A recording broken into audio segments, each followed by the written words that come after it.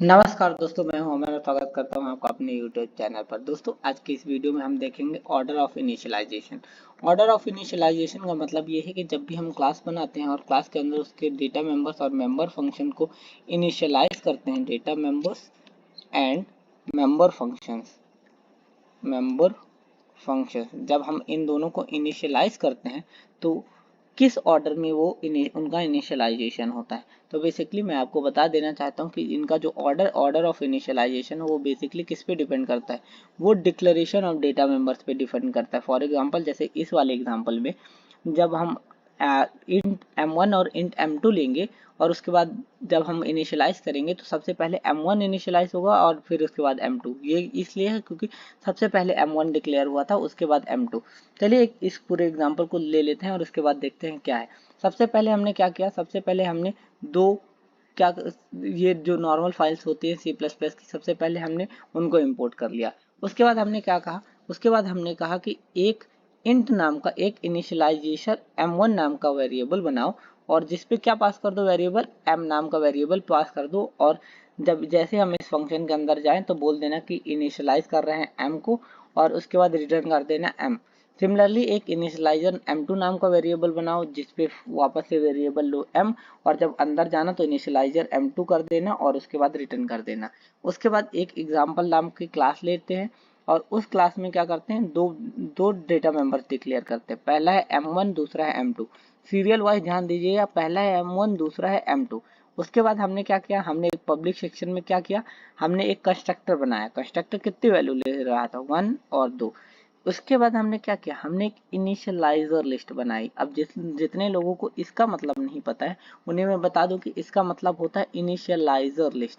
अब initialiser list का मतलब ये होता है कि जब हम कंस्ट्रक्टर वगैरह बनाते हैं तो इससे पहले कि डायरेक्टली वो फंक्शन के अंदर घुस के इनिशियलाइज करे, जिन चीज़ों का हमें पहले से पता है कि हमें इन इन चीज़ों को इनिशियलाइज इस वैल्यू से करना है, तो हम इनिशियलाइजर लिस्ट बना देते हैं। इनिशियलाइजर लिस्ट क्या करता है, सबसे पहले जो m1, हमने क्या कहा कि जो m1 वेरिएबल है उस पर क्या डाल दो, उस पर डालने के लिए सबसे पहले इनिशियलाइजर नाम का फंक्शन कॉल करो और उस पे m1 डाल दो। तो हमने क्या कहा कि इनिशियलाइजर नाम का फंक्शन कॉल करो और m1 डालो।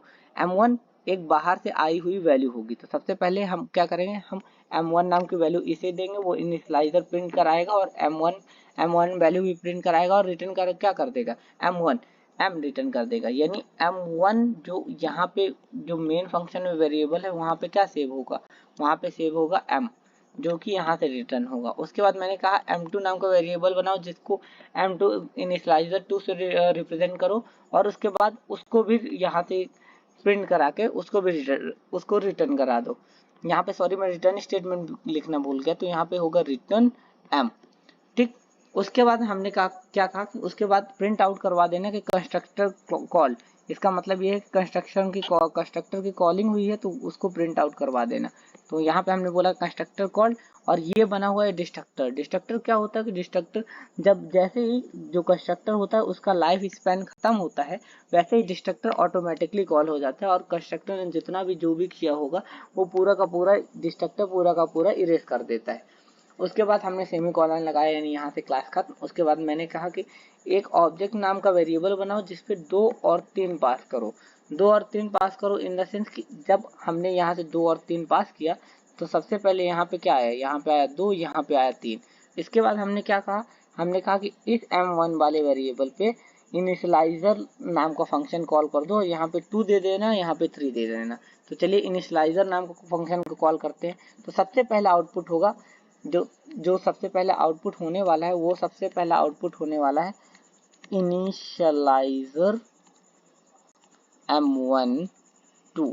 उसके बाद हमने क्या कहा था, उसके बाद ये m वैल्यू यहाँ से रिटर्न कर देगा। तो क्या होगा, जो m है यहाँ पे ये एक्चुअल रिप्रेजेंटेशन ऐसा हो जाएगा।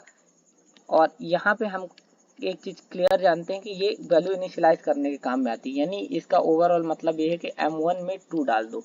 इसके बाद हमने m2 को कॉल किया था तो यहाँ पे m2 पे आया 3। इसके बाद हमने क्या कहा, हमने कहा कि जो m2 है उसको सबसे पहले प्रिंट करा दो कि इनिशियलाइज कर दिए m2 से और उसके बाद रिटर्न करा दो क्या, जो भी m2 है। क्यू जो भी m है, तो यहाँ से क्या रिटर्न आएगा 3, तो m2 में क्या सेव हो जाएगा, m2 में सेव हो जाएगा 3।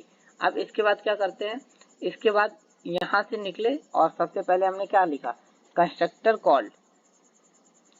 तो सबसे पहले इनिशियलाइजर m1, देन उसके बाद इनिशियलाइजर m2, और तीसरे नंबर पे आएगा कंस्ट्रक्टर कॉल, और फोर्थ नंबर पे ऑटोमेटिकली आ जाएगा डिस्ट्रक्टर कॉल। भले ही हमने एग्जाम्पल को नहीं कॉल किया हो, बट उसके बाद भी ऑटोमेटिकली कॉल्ड हो जाएगा। अब डिस्ट्रक्टर के कुछ इंपॉर्टेंट सिम्टम्स है, फॉर एग्जाम्पल ये टिल सिंबल से स्टार्ट होता है और ये पूरा का पूरा मेमोरी क्लीन कर देता है after the program complete its execution.